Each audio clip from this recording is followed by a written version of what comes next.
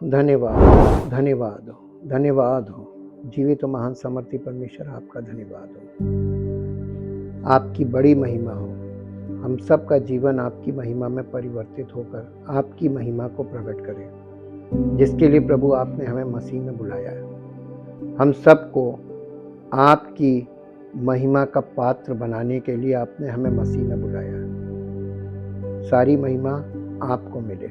हमारा जीवन आपके अलावा और कोई परिवर्तित कर नहीं सकता, और पवित्र आत्मा और पवित्र वचनों के बिना किसी का जीवन परिवर्तित हो नहीं सकता। इसलिए प्रभु, आपकी उपस्थिति में हम जब कलीसिया में आते हैं और आत्मसमर्पण करते हैं, पश्चाताप के साथ आपके सामने हाजिर होते हैं और आपको अपना प्रभु और उद्धारकर्ता मानकर आपके सामने पश्चाताप करते हैं और आपसे दुहाई देकर कहते हैं कि प्रभु हम पर दया कर, तो आप हम पर दया करते हैं और हमारे जीवन को अपनी महिमा के लिए अलग करके हमारे जीवन में कार्य करते हैं। और प्रभु, इस जीवन को, जिसके भीतरी मनुष्यत्व में, मन में, इच्छा में, भावना में जंगल जैसे पेड़ लगे हुए हैं, झाड़ियाँ लगी हुई हैं, आप प्रभु इन्हें साफ करके हमारे हृदय रूपी भूमि को जुताई करके और इसमें परमेश्वर के वचन रूपी बीजों को बोकर हमारे हृदय रूपी भूमि को अदन की वाटिका बनाकर अपनी उपस्थिति से भर के अपनी महिमा करते हैं। प्रभु, हम आपका धन्यवाद करते हैं। सारी महिमा आपको मिले। वचन सुनने वालों पर अनुग्रह हो, जो वास्तव में गंभीरता से आपके वचन को सुनते हैं और ग्रहण करते हैं, उन पर आप दया करते हैं। दया कीजिए प्रभु, वचन के सुनने वालों पर अनुग्रह हो और आपकी बड़ी महिमा प्रकट हो। यीशु मसीह के नाम से मांगते हैं, आमीन। सबको जय मसीह की। परमेश्वर का हम धन्यवाद करते हैं। जैसा हम लोग अध्ययन में आगे बढ़ रहे हैं, परमेश्वर के न्याय के विषय में पौलुस के द्वारा पवित्र आत्मा कार्य कर रहा था कलीसिया में, और लोगों को पश्चाताप के लिए तैयार कर रहा था। कैसे? न्याय के विषय में पूरी जानकारी सामने रख के। परमेश्वर का वचन एक आईना है। आईने का मतलब आप खुद जाके देखो कि आप किस दशा में हो और आपकी दशा में कमी क्या है। आज हम इसी विषय को थोड़ा सा और आगे बढ़ेंगे, और एक मानसिकता काम करती है। जैसा कि आज आप लोग देख रहे हैं चारों तरफ, आपको लग रहा है बहुत कलीसियाएं हैं, बहुत मसीही विश्वासी हैं, बहुत काम हो रहा है। जी नहीं, पर आपको जो शरीर में दिख रहा है वो सत्य नहीं है, क्योंकि सत्य परमेश्वर की आत्मा के द्वारा, आत्मा के फलों का प्रगटीकरण है जिंदगी में, जो नहीं हो रहा है। इसलिए क्या किसी को ये सोचकर धोखा दिया जा सकता है कि वो उद्धार पा गया है, जबकि ऐसा नहीं है। कई बार लोग सोचते हैं हम उद्धार पा गए, क्योंकि ऐसी शिक्षा दी जा रही है, ऐसी बातें उनके माइंड में डाली जा रही हैं कि उन्हें लगता है कि प्रभु ने हम पर अनुग्रह कर दिया, हम सेव्ड हैं। सेव्ड का मतलब उद्धार पाए हुए हैं, हम बॉर्न अगेन हो गए, और उद्धार का मतलब होता है बॉर्न अगेन। लेकिन इस प्रश्न पे जब हम अध्ययन करेंगे तो आपको वचन से ये बात पता चलेगी कि ये एक धोखा है।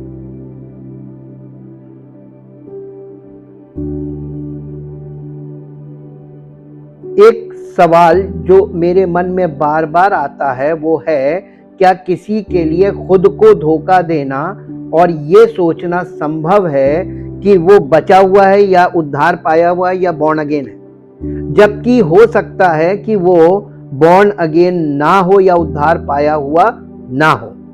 ये विचार मुझे डराता है, क्योंकि धोखा खाने वाले को पता ही नहीं चलता कि वो धोखा खा रहा है और वो भ्रम में जी रहा होता है, ये ना जानते हुए कि कोई समस्या है।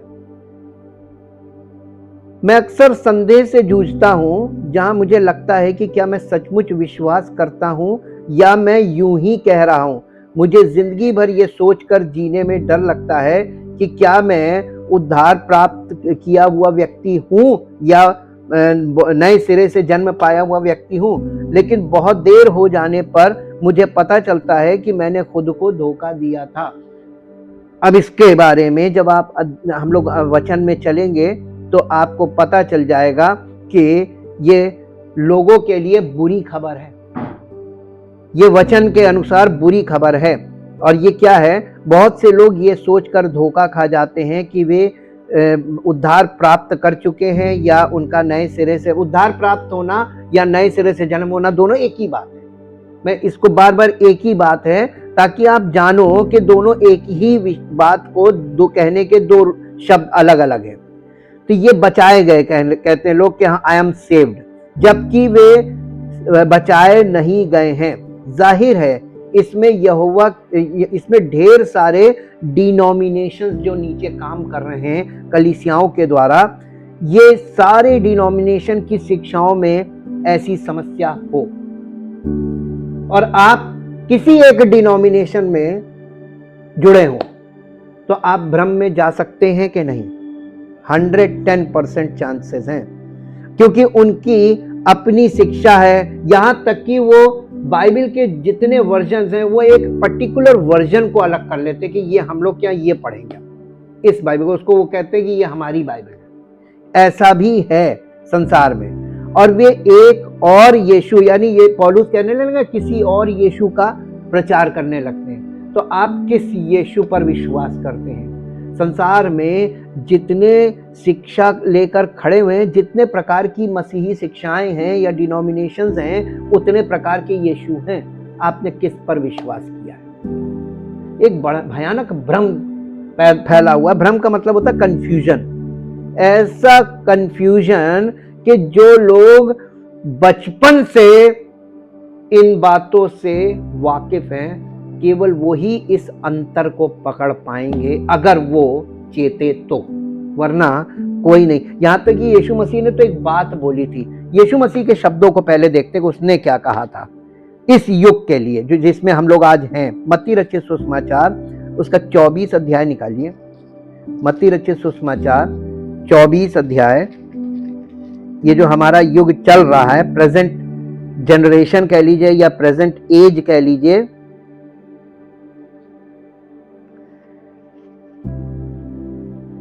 24 पद पढ़िए। क्योंकि झूठे मसीह और झूठे भविष्यवक्ता उठ खड़े होंगे। ये युग के अंत का ये चिन्ह है और बड़े चिन्ह और अद्भुत काम दिखाएंगे, मिरेकल्स दिखाने लगेंगे, बड़े बड़े चिन्ह दिखाने लगेंगे कि यदि हो सके तो चुने हुओं को, ये चुने हुए कौन मालूम है? यीशु मसीह अपने चेलों को सामने रखे कि हो सकता है इन्हें भी भरमा दे, अगर मेरे चेले होंगे उस युग में तो वो भी बहक जाएंगे। इतना भयानक युग होगा ये युग का अंत हम जिसमें है। तो अब आप बताइए, यीशु मसीह अपने चेलों की भी गारंटी नहीं ले रहा इस युग में। और आज बहुत से लोग यीशु मसीह की कही हुई बात का शिकार हो चुके हैं। पता कैसे चलेगा?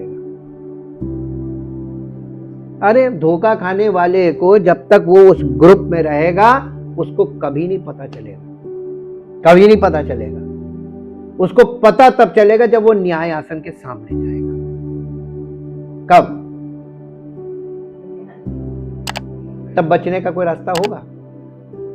कोई रास्ता नहीं होगा। ये गंभीर विषय है, इसीलिए आपके साथ परमेश्वर का आत्मा इस बात को शेयर कर रहा है और वो ये कह रहा है कि देखो धोखा खा रहे हैं लोग ये सोचकर धोखा खा जाते हैं कि वे मसीह में हैं, वे बचाए गए हैं, वे उद्धार प्राप्त हैं, उनका नए सिरे से जन्म हो गया है, जबकि वे बचाए नहीं गए हैं, उनका नए सिरे से जन्म नहीं हुआ है, वे उद्धार पाए हुए नहीं है। जाहिर है इसमें बहुत सी शिक्षाएं जो चल रही हैं उसमें जो लोग हैं वो इसी तरीके से फंसे हुए हैं। लेकिन इससे ज्यादा पारंपरिक प्रकार की कलीसियाओं के लोग भी शामिल हैं। यीशु ने हमें इसकी एक झलक तब दी जब उन्होंने कहा, मत्ती रचित सुसमाचार 7 अध्याय का 21, 22 और 23 पद पढ़िए। जो मुझसे हे प्रभु कहते हैं उनमें से हर एक स्वर्ग के राज्य में प्रवेश नहीं करेगा। तो हे प्रभु तो सभी कह रहे हैं। स्वर्ग के राज्य में प्रवेश सब नहीं कर पाएंगे, हाँ, परंतु वही प्रवेश कर पाएगा। इसका मतलब हे प्रभु कहने से उसके ऊपर कोई फर्क नहीं पड़ता, करते रहो। परमेश्वर पिता की इच्छा पर जो चलते हैं वो उसके राज्य में प्रवेश करेंगे, और बाकी लोग जो हे प्रभु कर रहे हैं वो क्या होगा? आगे पढ़िए। उस दिन, किस दिन? न्याय के दिन। उस दिन बहुत से लोग मुझसे कहेंगे, हे प्रभु क्या हमने तेरे नाम से भविष्यवाणी का मतलब होता है प्रचार। वचन जो है ये भविष्यवाणी की पुस्तक है। वचन का प्रचार करने वाले कहेंगे कि मैंने तेरे नाम से भविष्यवाणी नहीं की, यानी तेरे नाम का प्रचार नहीं किया, और तेरे नाम से दुष्ट आत्माओं को नहीं निकाला, और तेरे नाम से बहुत से आश्चर्य कर्म नहीं किए। तब यीशु मसीह कह रहा, मैं उनसे खुलकर कह दूंगा, मैंने तुमको कभी नहीं जाना, हे कुकर्म करने। तो जो उन्होंने सेवकाई, जिसका वो यहाँ पे वर्णन कर रहे हैं, या जिसका वास्ता दे रहे कि मैंने ये किया तेरे नाम से, कह रहा है तुमने कुकर्म किया, हे कुकर्म करने वालों। तो देखिए वो उनको वहां भगा देगा। कहां चले जाओ? वहां जहां रोना और दांतों का पीसना। ये कहां का है सीन? कहां भेज रहा है? मिनिस्ट्री करने वालों को भेज देगा, आश्चर्य कर्म करने वालों को भेज देगा, हे प्रभु चिल्लाने वालों को भेज देगा। कहां? तो फिर स्वर्ग में जाएगा कौन? यीशु मसीह यहां पर खुल के कह रहा है, जो मेरे पिता की इच्छा पर चलता। और पिता की इच्छा यह है कि परमेश्वर के इकलौते पुत्र प्रभु यीशु मसीह पर और उसके उस बलिदान पर विश्वास करो, और ये विश्वास करो कि ये बलिदान परमेश्वर पिता की ओर से है अपने पुत्र का, और उसने उसको मृतकों में से जिलाकर पुत्र की महिमा की है। कितने लोग विश्वास करेंगे? यदि आपने कभी यीशु का पहला लिखित उपदेश पढ़ा, जिसे हम सामान्यतः पहाड़ी उपदेश कहते हैं, तो संभवतः आप भी मेरी और उस समय सुनने वालों की तरह दंग रह जाएंगे। मत्ती रचित सुसमाचार उसका 7 अध्याय का 28 पद पढ़िए जरा। मत्ती रचित सुसमाचार 7 अध्याय और उसका 28 पद। जब यीशु ये बातें कह चुका, तो ऐसा देखिए, पहाड़ी उपदेश कहां से शुरू होता है? मत्ती 5 अध्याय के पहले पद से 7 अध्याय पर, 5 अध्याय, 6 अध्याय और 7 अध्याय, ये पूरा एक संदेश है। और ये उसने पहाड़ पे खड़े होके पूरी पब्लिक को बोला था। ये जैसे, ये देखिए ठीक वही सीन है कि सिनै पर्वत पर खड़े होके परमेश्वर ने जब लोगों को व्यवस्था दी थी, तो वहां पे केवल 10 आज्ञाएं नहीं थी, उसने बहुत सी बातें बोली थी। और वो सारी व्यवस्था 20, 21, 22, 23 पद तक निर्गमन के है। वो पूरी व्यवस्था दी थी उसने। ठीक वैसे ही यीशु मसीह नई वाचा का मध्यस्थ आया, तो वो वहां यहां पर व्यवस्था दे रहा था, नई व्यवस्था, नई वाचा की व्यवस्था।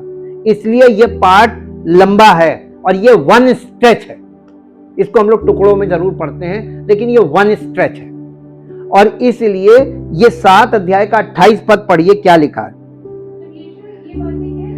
जब यीशु ये बातें कह चुका, तो ऐसा हुआ कि भीड़ उसके, आजकल के लोगों को कोई चकित नहीं होते। मत्ती 5 अध्याय से 7 अध्याय पढ़ दीजिए, कोई आश्चर्य किसी को नहीं।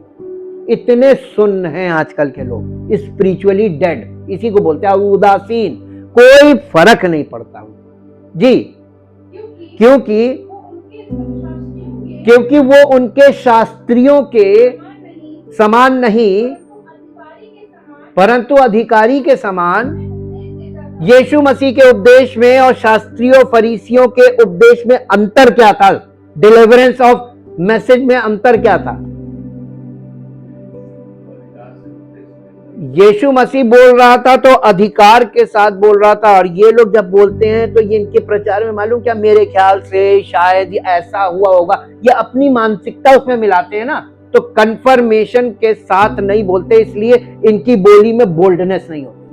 जब आप वचन को तोड़ मरोड़ के बोलेंगे, कोशिश करिएगा, तो वो बोल्डनेस खत्म हो जाएगी।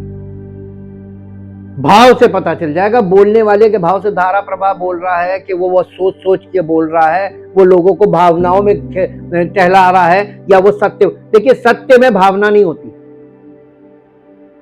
आप न्यायपूर्ण बात करेंगे, वहां भावना काम नहीं करती। जहां भावना काम कर रही है वहां ये सत्य नहीं।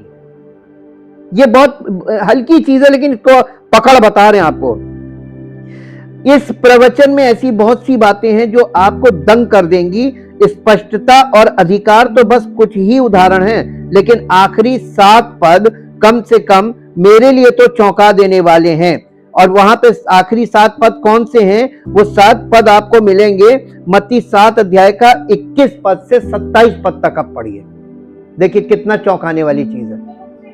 जो मुझसे हे प्रभु कहते हैं, उनमें से हर एक स्वर्ग के राज्य में प्रवेश ना करेगा, परंतु वही प्रवेश करेगा जो मेरे स्वर्गीय पिता की इच्छा पर चलता है। उस दिन बहुत से लोग मुझसे कहेंगे, हे प्रभु, क्या हमने तेरे नाम से भविष्यवाणियां नहीं की और तेरे नाम से दुष्ट आत्माओं को नहीं निकाला और तेरे नाम से बहुत से आश्चर्य कर्म नहीं किए? तब मैं उनसे खुलकर कह दूंगा, मैंने तुमको कभी नहीं जाना। हे कुकर्म करने वालों, मेरे पास से चले जाओ। इसलिए जो कोई मेरी ये बातें सुनकर उन्हें मानता है, सुनता है और सुनता है और नहीं मानता, तो आप क्या कर रहे हैं? सुनते तो सब हैं, वह अपने आप को धोखा क्यों दे रहे हैं? क्यों आप रोज अपने आप को धोखा देते हैं कि हम तो उद्धार पा गए? सुनने से उद्धार मिलेगा ही नहीं, सुनकर मानोगे तब उद्धार है। अब पढ़िए इसको। जो मेरी ये बातें सुनकर उन्हें मानता है, वो देखिए कंपेयर किया जा रहा है, वो किसके समान है? वो उस बुद्धिमान मनुष्य के समान है ठहरेगा जिसने अपना घर चट्टान पर बनाया और मेघ बरसा और बाढ़ें आई और आंधियां चली और उस घर से टकराई, फिर भी वो घर नहीं गिरा, क्योंकि उसकी फाउंडेशन, उसकी नींव चट्टान पर डाली गई थी। परंतु जो कोई मेरी ये बातें सुनकर उन पर नहीं चलता या उसे नहीं मानता, उस मूर्ख व्यक्ति के समान है जिसने अपना घर बालू पर बनाया और मेघ बरसा और बाढ़ें आई और आंधियां चली और उस घर से टकराई और वो घर गिरकर, आज कौन से वाले मसीही हैं? सुनने वाले और ना मानने वाले। यही ज्यादा है ना? ज्यादा कौन है? ती मसीह है कहां? इंग्लिश में एक फ्रेज है कि सेव्ड और डिसीव्ड। या तो तुम सेव्ड हो या तुम भ्रम में हो, डिसीव्ड। आप कहां हैं? आपकी चुप्पी ने जवाब दे दिया। यहां कुछ लोग हैं जो यीशु को प्रभु कहते हैं और सोचते हैं कि वे नए सिरे से जन्म पा गए, वो मसीह में हैं, बचा लिए गए हैं। उन्हें लगता है कि वे स्वर्ग के राज्य में प्रवेश कर सकते हैं, जबकि वास्तव में यीशु उन्हें नहीं जानते। उन्हें अपने उद्धार के बारे में धोखा दिया गया है। तो हम देखेंगे कि ऐसा क्यों है। एक और उदाहरण प्रकाशित वाक्य में कलीसियाओं को लिखे गए पत्रों में मिलता है। हाल ही में जब मैं उस पुस्तक को पढ़ रहा था तो मुझे ये बात स्पष्ट रूप से समझ में आई कि अंतिम 4 कलीसियाएं प्रभु के आगमन के समय उपस्थित थीं और केवल एक को ही क्लेश से बचने का वचन दिया गया है। ये विभिन्न प्रकार की कलीसियाओं को दर्शाते हैं और उनमें से 3 में ऐसे कई लोग होंगे जो ये सोचकर धोखा खा जाते हैं कि वे मसीह में हैं, जबकि वे मसीह में नहीं है, क्योंकि बॉर्न अगेन नहीं है तो मसीह में नहीं है, सीधी सी बात। थुआतीरा की कलीसिया, थुआतीरा की कलीसिया आपने वो वो उसमें 2 अध्याय और 3 अध्याय में 7 कलीसियाओं को पत्र लिखा था, यीशु मसीह ने लिखवाया था। उसमें थुआतीरा की कलीसिया इजाबेल नाम की एक झूठी भविष्यवक्ता से प्रभावित होकर, जिसने कहा था कि अगर वे पश्चाताप नहीं करेंगे तो उन्हें महाक्लेश में प्रवेश करना पड़ेगा। ये कलीसिया पूरे कलीसिया इतिहास में एक ऐसी कलीसिया है जो भ्रम में, जिसके सब विश्वास करने वाले कलीसिया के सब लोग भ्रम में, इनको लगता है कि ये मसीह में है, जबकि ये मसीह में नहीं है। और इसके बाद सरदीस की कलीसिया, इस कलीसिया के लोगों के बीच जीवित होने की प्रतिष्ठा थी, जबकि यीशु ने कहा कि ये वास्तव में मृत है। यानी ये सरदीस की कलीसिया लिविंग चर्च कहलाता था उस समय, जीवित कलीसिया। यीशु मसीह कहने लगा ये देखने में जीवित लगती है लेकिन है ये मृतक। आज कितनी कलीसियाएं जो आपको बाहर से देखने में जीवित लगेंगी, ये आपका देखना है, लेकिन परमेश्वर अंदर देखता है हृदय। तो परमेश्वर कह रहा है जिसे तुम जीवित कलीसिया कह रहे हो वो मृत है, डेड चर्च। अब कलीसिया भी मृत हो सकती है। हाँ, आप कौन सी कलीसिया को बिलोंग करते हैं? मृत कलीसिया में भी आपको वचन मिलेगा, पास्टर मिलेगा, गीत संगीत सब होगा, लेकिन वह पवित्र आत्मा नहीं होगा। और जहां मसीह का आत्मा नहीं, वहां पर मसीह का जीवन भी नहीं है।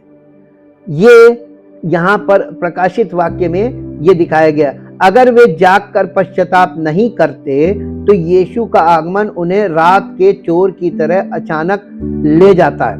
ये कलीसिया मृत कलीसिया का एक प्रकार है, जिसकी प्रतिष्ठा रिफॉर्मेशन के बाद जीवित होने की थी, लेकिन दुर्भाग्य से वे केवल धार्मिक औपचारिकता में ही सिमट गए। ऐसी बहुत सी कलीसियां हैं ऑर्थोडॉक्सी में चली गई, वो एक उसमें वो सिमट कर रह गई।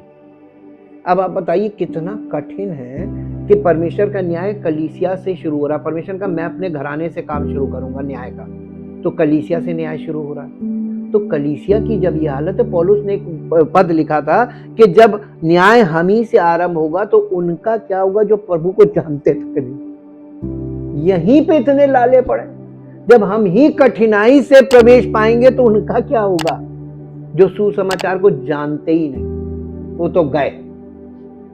हम कितना जानते हैं, हमारे द्वारा ही सुसमाचार आगे बढ़ना था, तो ये लिंक हमारा, इसमें फंस हम गए। क्या जो लोग सुसमाचार नहीं जानते, जिम्मेदारी किसकी? 10 हिसाब लिया जाएगा। इसलिए आपकी जिंदगी मसीह की महिमा का कारण अगर नहीं बनती है तो आप तो गए। फिलाडेल्फिया, ये सच्ची कलीसिया जो यीशु के वचन और नाम पर दृढ़ रहती है और विरोध और कमजोर शक्ति के बावजूद दृढ़ रहती है, उन्हें उस परीक्षा के समय से बचाए रखने का वादा किया है जो क्लेश के दौरान संसार पर आने वाला है। लौदीकिया की कलीसिया जो सबसे आखिरी कलीसिया है, 7वीं, ये कलीसिया धनी थी। हाँ, आज की कलीसियाओं की है ये। आज की कलीसिया हमने बताया था ना, यीशु मसीह के आने से पहले जो कलीसियाओं का स्वरूप होगा वो लौदीकिया की कलीसिया, धनी। आज कलीसियाओं के पास किस चीज की कमी है? फिजिकली धन उनके पास बहुत है ना, और आत्मिक तौर पे कंगाल, आत्मिक तौर पे कंगाल है। आप कौन सी कलीसिया में जाते हैं? ये कलीसिया धनी थी और समृद्ध दिखती थी, लेकिन वास्तव में यीशु को कलीसिया के बाहर चित्रित किया गया है। इस कलीसिया में यीशु मसीह बाहर है, क्योंकि अंदर धन आ गया ना। जहां धन होगा वहां प्रभु कहां हो सकता है? लोग धन की पूजा करेंगे, प्रभु की करेंगे। कोई व्यक्ति 2 स्वामियों की सेवा नहीं कर सकता। आज कलीसियां किस चीज पर टिकी है? धन पे। ये पिछली सदी के कई कलीसियाओं की तस्वीर है जो धन को, आध्यात्मिकता और भौतिक संपत्ति को ईश्वर के आशीर्वाद के बराबर मानते हैं, लेकिन फिर भी वे ये भी नहीं देखते कि वे नग्न हैं और यीशु उनके साथ नहीं। नग्न का मतलब इनका उद्धार नहीं हुआ है। अब देखिए यहां पर, इसके बावजूद ये वादा सच है कि जो कोई उस पर विश्वास करता है वो लज्जित ना होगा। रोमियो 10 अध्याय का 11 पद है ये प्रभु ने वादा किया, जो कोई भी उद्धार के लिए प्रभु यीशु मसीह पर सच्चा भरोसा और विश्वास करता है, ये प्रभु द्वारा अस्वीकार नहीं किया जाएगा। परमेश्वर चाहता है कि लोग बचाए जाएं, लोग उद्धार पाएं, लोग नए सिरे से जन्म पाएं। उसने अपने पुत्र को भेजा ताकि लोग बचाए जा सकें। उसने इस दुष्ट संसार का न्याय करने से अविश्वसनीय संयम दिखाया है, क्योंकि वो चाहता है कि लोग बचाए जाएं।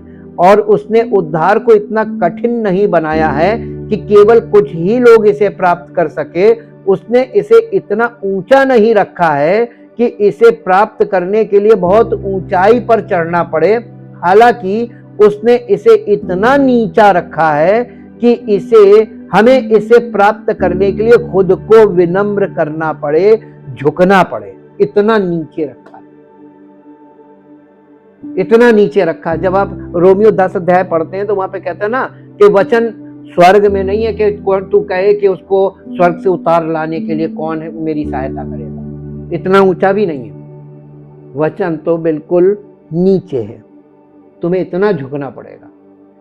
प्रभु ईश्वर का स्वरूप होकर मिट्टी में मिला, उसने अपने आप को दीन कर दिया, शून्य कर दिया, तब वो उद्धार का काम कर पाया।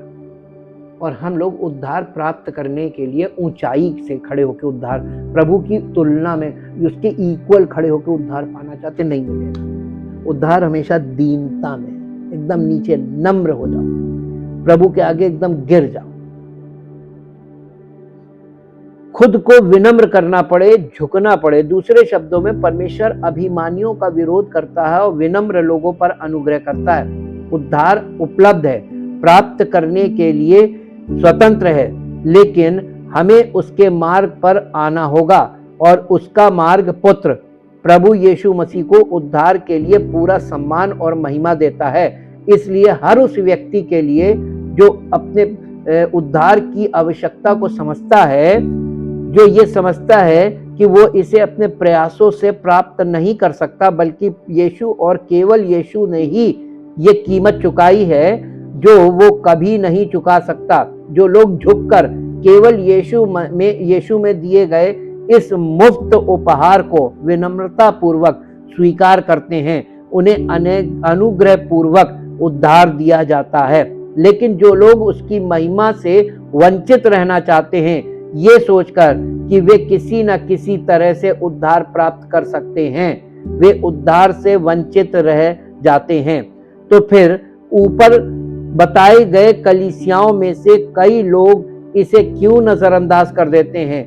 कुछ लोग उद्धार में कर्मों को भी जोड़ देते हैं। कुछ लोग मरियम जैसे लोगों को सह उद्धारकर्ता मानकर उनकी महिमा करते हैं। कुछ मृत कलीसियाएं हैं जहां अब सच्चा सुसमाचार नहीं सुना जाता है।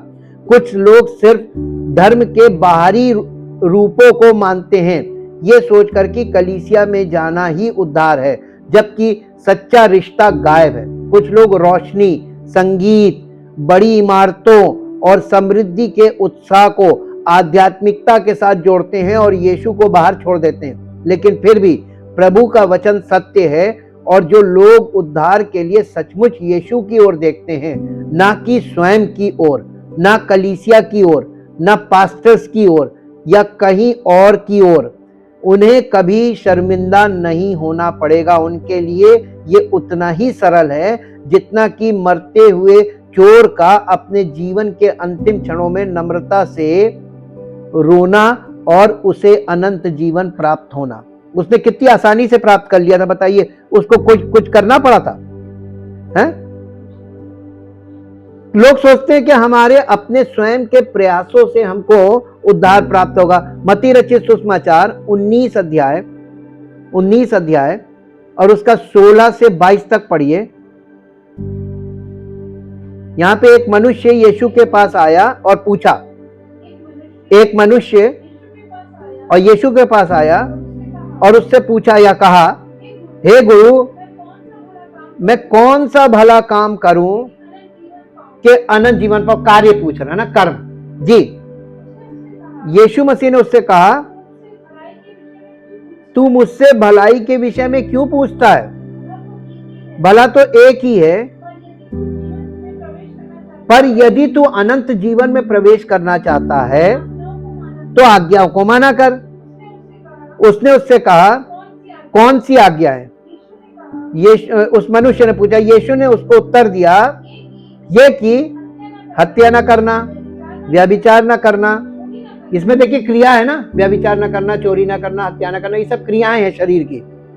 झूठी गवाही न देना और अपने पिता और अपनी माता का आदर करना और अपने पड़ोसी से अपने समान प्रेम रखना, ये सब बातें तो मैं मानता आया हूं बचपन से। वो कह रहा जवान, अब मुझ में किस बात की कमी है? यीशु ने उसको उत्तर दिया, यदि तू सिद्ध होना चाहता है तो जा अपनी संपत्ति बेचकर कंगालों को दे दे और तुझे स्वर्ग में धन मिलेगा, और आकर मेरे पीछे हो ले। परंतु वो जवान ये बात सुनकर, अनंत जीवन नहीं चाहिए उसको। लोग धन को ईश्वर मानते हैं और ईश्वर के नाम से धन की कामना करते, ये उनकी प्रार्थना का मुख्य उद्देश्य है, धन वर्षा। चाहे कहीं आप देख लीजिए, इंटेंशन में आपको परमेश्वर जानता है। आप किसी की बाहर की भावना देखकर धोखा खा सकते हैं और कोई आपकी भावनाओं से भी धोखा खा सकता है। हृदय के अंदर का जो सीड है, जो मेन चीज है, इंटेंशन, वो केवल ये कि प्रभु मेरी झोली भर दो। लोग भलाई कैसे करना मांगते हैं? अगर मेरे पास इतना पैसा हो तो मैं ओल्ड होम खोलूं। अपने माता पिता का आदर करो, शुरुआत वहीं से प्रभु देख लेगा कि तुम कितना करते हो। अपने सगे का कर लोगे, वही बहुत है। दुनिया के तमाम बुजुर्गों के लिए ओल्ड होम खोलने के लिए धन की, तो ये एक ऐसा नैतिक कार्य है जो दुनिया में आप अपने आप को नैतिक तौर पर एक अच्छा व्यक्ति बनाने का प्रयास कर रहे हैं, लेकिन आप इस काम को अपने स्वार्थ के लिए कर रहे हैं, है ना? क्योंकि जब आप ये काम करेंगे तो आपको ढेरों लोग सपोर्ट करेंगे। तो आप चाहते हैं कि आप कुछ ऐसा करें कि वो आपका बिजनेस हो और उसमें सपोर्ट आए। आप लोगों को खाना खिलाना शुरू कर दीजिए। जितने ज्यादा लोग खाना खाने आएंगे, लोग देखेंगे, फिर आपको सपोर्ट चालू हो जाएगा। ये नैतिकता के काम हैं, लेकिन इस नैतिकता के अंदर उद्देश्य क्या छिपा है? ये तो नेम फेम मनी वाला ही काम है। हाँ, ये स्वार्थ वाला है, इसमें निस्वार्थ कुछ नहीं है। ये एक अजीब बातचीत लगती है। युवक यीशु के पास ये जानने आया था कि अनंत जीवन कैसे प्राप्त किया जाए, और जवाब में यीशु उसे सभी आज्ञाओं का पालन करने के लिए कहते हैं। और जब वो ये कहता है कि उसने ऐसा किया है, तो यीशु उसे अपनी सारी संपत्ति बेचकर गरीबों को बांटकर उसके पीछे चलने के लिए कहते हैं। ये अजीब क्यों है? क्योंकि ये अनंत जीवन प्राप्त करने का तरीका नहीं है। अब हम यीशु मसीह के पहले उत्तर पर देखते हैं कि इस युवक ने अभी तक अनुग्रह से प्रभु के पास विनम्रता पूर्वक आना नहीं सीखा था। उसने सोचा कि वो अनंत जीवन प्राप्त करने के लिए काफी अच्छा हो सकता है। यीशु ने उसे वो दिया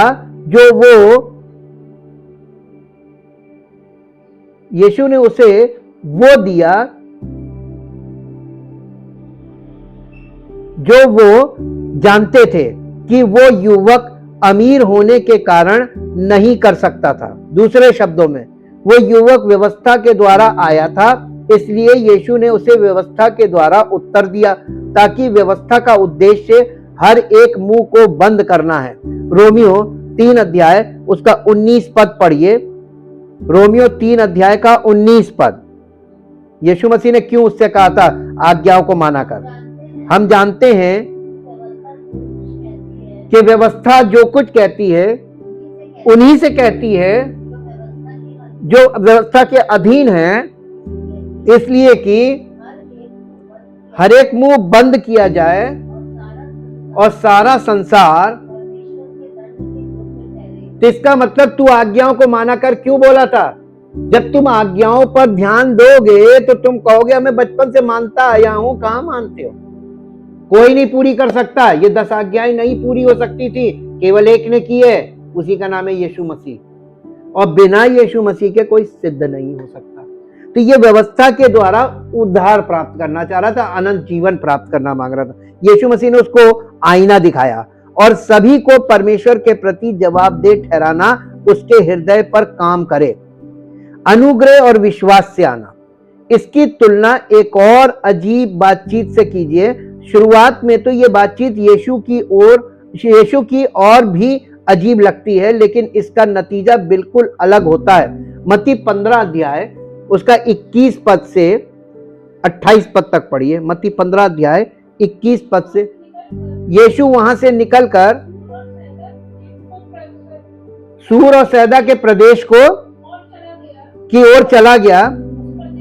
उस प्रदेश से एक कनानी स्त्री निकली और चिल्लाकर कहने लगी, हे प्रभु, दाऊद की संतान, मुझ पर दया कर, मेरी बेटी को दुष्टात्मा बहुत सता रही है। परंतु उसने उसे एक शब्द भी उत्तर ना दिया। तब उसके चेलों ने पास आकर उससे विनती करने लगे, उसे विदा कर, क्योंकि वो हम पर चिल्लाती रहती है। और यीशु मसीह ने उत्तर दिया, मैं केवल इज़राइल के घराने की खोई हुई भेड़ों के पास भेजा गया हूं। पर वो आई और उसके आगे झुककर कहने लगी, हे प्रभु, मेरी सहायता कर। उसने उत्तर दिया, बच्चों की रोटी लेकर कुत्तों के आगे डालना अच्छा नहीं है। उसने कहा, सत्य, हाँ प्रभु, सत्य है, पर कुत्ते भी तो अपने स्वामियों की मेज से गिरे हुए टुकड़ों से अपना पेट भरते हैं। हाँ, तब यीशु ने उसे कहा, हे स्त्री, तेरा विश्वास बड़ा है, जैसा तू चाहती है वैसा ही तेरे लिए हो। और उसकी बेटी तुरंत चंगी हो गई। यीशु मसीह ने उसके साथ क्या कहा? आदर दिया उसको? आदर नहीं दिया। अन्य जाति स्त्री थी ना, उसने आदर नहीं दिया। ये परख रहा था कि अगर ये आज बहुत से अन्य जाति के लोग आदर ढूंढते हैं कलीसिया में, मेरी बेइज्जती कर दी, मेरी बेइज्जती हो गई। जब आप प्रभु के पास आते हैं तो आप दीनता और नम्रता के साथ आइए, डिग्निटी बन के मत आइए। डिग्निटीज को वो बाहर रखता है, क्योंकि वो महान सामर्थी प्रभु है। वो प्रभुओं का प्रभु और राजाओं का राजा है। अब आप यहाँ पर देखिए, तो यहाँ एक महिला है जो बहुत जरूरतमंद है, क्योंकि उसकी बेटी दुष्ट आत्माओं से ग्रस्त है। इसलिए वो यीशु को दया की गुहार लगाती है, उन्हें प्रभु और दाऊद का पुत्र कहती है। यीशु क्या जवाब देते हैं? यीशु उसकी बात अनसुनी कर देते हैं, कुछ नहीं, वो एक शब्द भी नहीं कहते। क्या ये यीशु जैसा लगता है? क्या आपको लगता है ये यीशु मसीह है? यही वाला, ये सच्चा है? हाँ, यही सच्चा है, यही सच्चा है। वो कभी जल्दी से रिस्पॉन्ड नहीं करता। और जहां जल्दी से रिस्पॉन्ड हो रहा है वो कौन सा यीशु? वो कोई और यीशु है जिसके बारे में बाइबल बात नहीं करती। वो लोगों का क्रिएटिव जीसस है। हाँ, क्या यीशु जैसा लगता है? शिष्यों ने और भी कम करुणा दिखाई और उसे वापस भेजना चाहते थे। इसलिए वो आती है और यीशु के चरणों में झुककर फिर से मदद मांगती है। इस बार यीशु कहते हैं कि बच्चों की रोटी लेकर कुत्तों, छोटे कुत्ते या पिल्लों के लिए एक शब्द है ये, को देना अच्छा नहीं है। अब महिला इस पर नाराज हो सकती थी। क्या आप क्या जवाब देते हैं? लेकिन उसने विनम्रता से स्वीकार किया कि वो तो बस एक कुत्ते के समान है।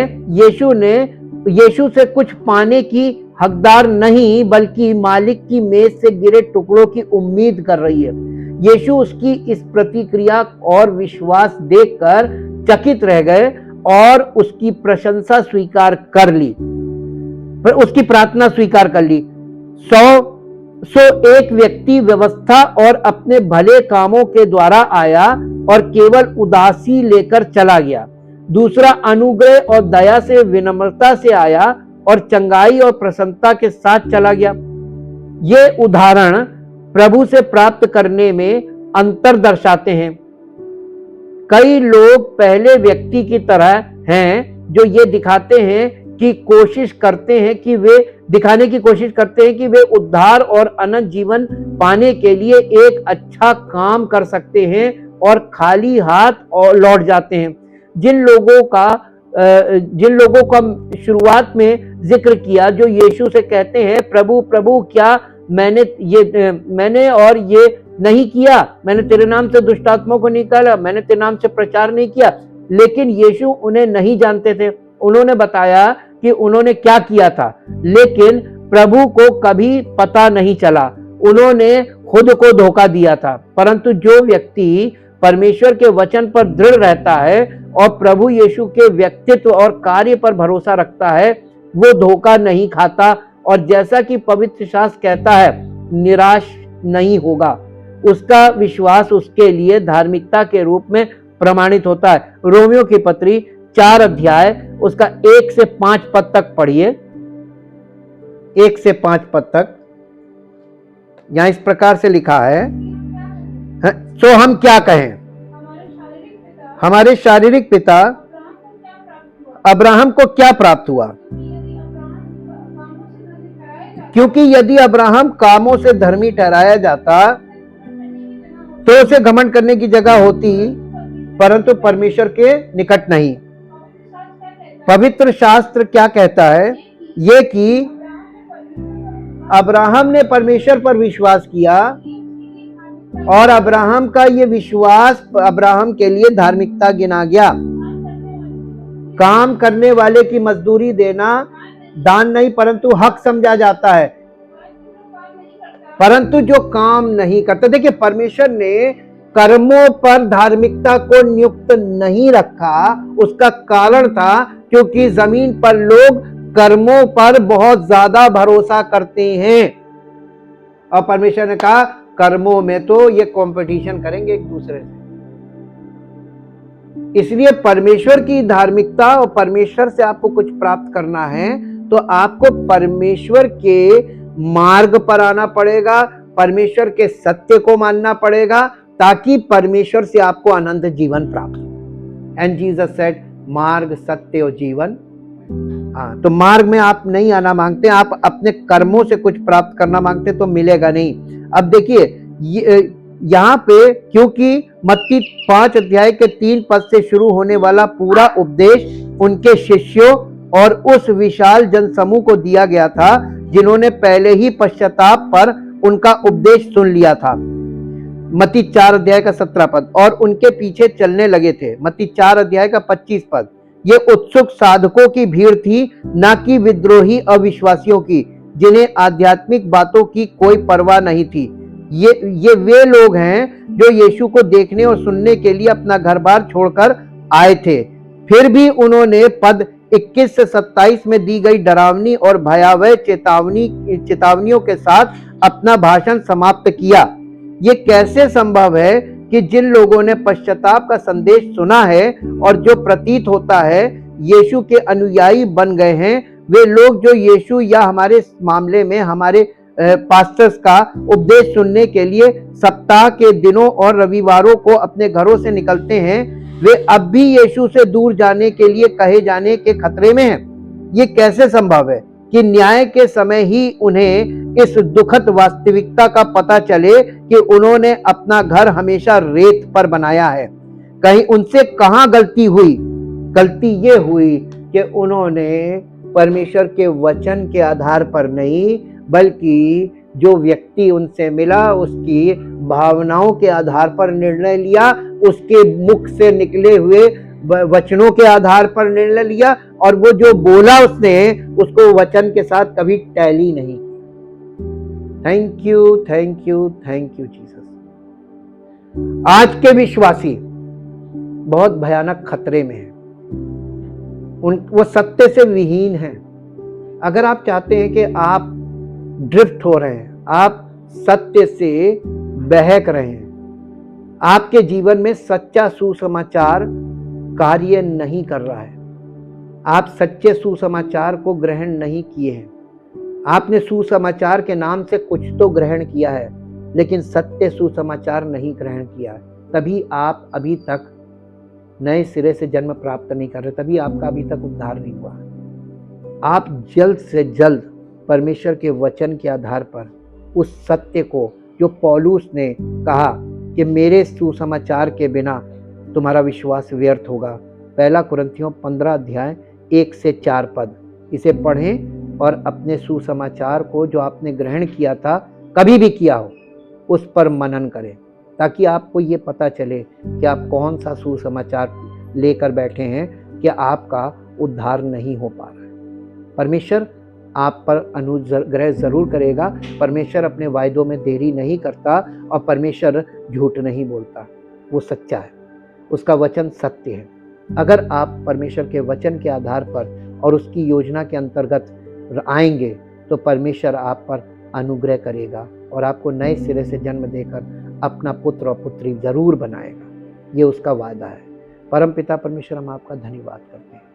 आप अपने वायदों में सच्चे हैं। आपका वचन, लिखित वचन सच्चा है और सत्य का आत्मा अर्थात पवित्र आत्मा हमें सब सत्य का मार्ग बताता है। हाँ प्रभु, जो लोग आज वचन सुन रहे हैं और इस वचन को सुनकर उनके हृदय में अगर वो इस बात से ज़रा सा भी चेतते हैं कि हाँ, मैंने कहीं पर कुछ त्रुटि में मैं फंस गया हूँ, मैं किसी गलत संदेश का शिकार हो गया हूँ, तो प्रभु पवित्र आत्मा के द्वारा उसकी सहायता कीजिए और पवित्र वचनों के द्वारा उसकी सत्य में अगुवाई हो, ताकि वो सत्य के द्वारा उस जीवन पाए, अनंत जीवन पाए और आपकी महिमा उसके जीवन में प्रकट हो। और सारा आदर, सारी महिमा आपको यीशु मसीह के नाम से।